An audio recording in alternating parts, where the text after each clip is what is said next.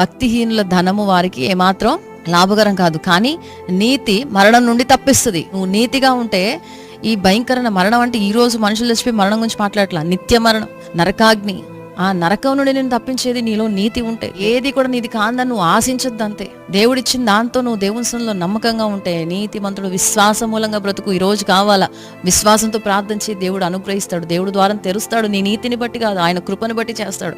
నీలో ఉన్న నీతి ఆయనకి ఏంటి కనపడేదంటే నువ్వు ఆయన మీద ఎంత విశ్వాసం ఉంచుతున్నావో అంత నీతిగా నువ్వు కనపడతావు అంతే. మనం ఎప్పటికీ ఆయన నీతిని చేరలేము. కాబట్టి నేను నీతిమంతుడిగా దేవుని కనపడాలంటే నువ్వు ఎంతగా దేవుని పైన విశ్వాసం ఉంచుతావో ఆ విషయంలోనే దేవుడు నీతిమంతుడిగా నేను చేస్తాడు. ఆయన మీద మనం ఆనుకోవడం ఆయన ఇష్టపడతాడు.